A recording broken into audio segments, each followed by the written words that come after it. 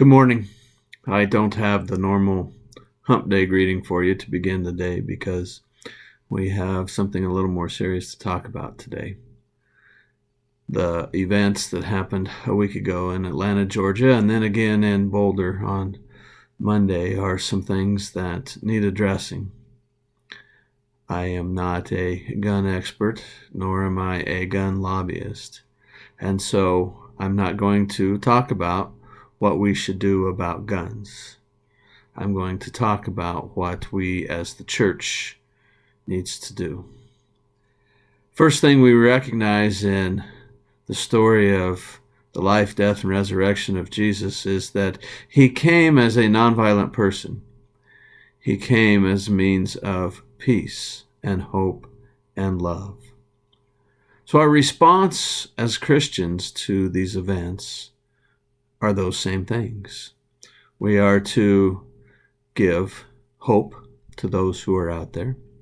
We are to ask for people to act peacefully, and we are to love our neighbors. When Jesus was nailed to the cross, those who had put him up there had just gotten the cross erected up on the hill, and Jesus said, "Father, forgive them, for they know not what they do." We continue to do what we know we're not supposed to do. We continue to do the things that, as human beings, are evil. And evil plays a role in our lives. Evil plays a role in the times that we refuse to reach out to love one another. We don't know the circumstances or the reasons for the shootings in Boulder. We do know the reasons and the circumstances in Atlanta, Georgia, and they're racially biased. We can't say, well, he had a bad day. We can't say, well, he was this or he was that. He was a racist. And I know people have a hard time saying that. But friends, we have to call evil for what evil is, and racism is evil.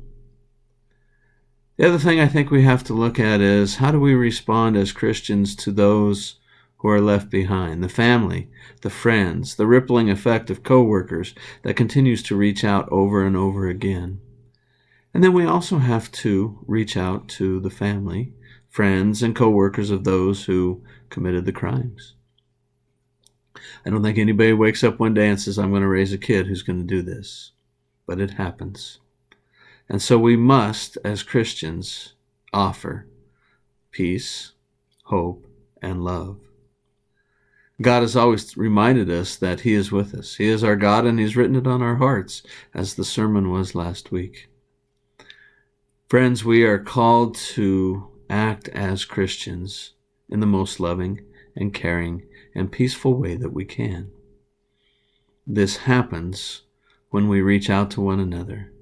This happens when we're willing to take that step to get to know those around us and to offer help when people come to us. We don't have to have all the answers. We can just sit and listen. We don't even have to tell them we understand.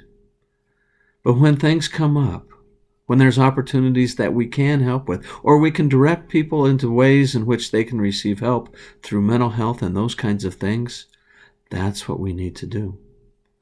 That's what loving your neighbor is about. Friends, I wish we didn't have to have this conversation again. And unfortunately, I'm afraid we will have another conversation like this.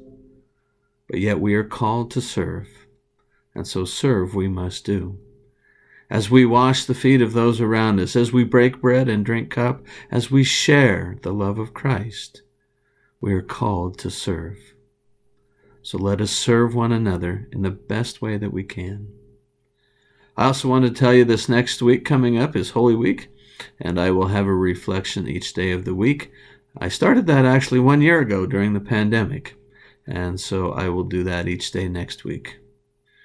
Friends, may the peace of Christ be with you. Have a good rest of the week. Goodbye.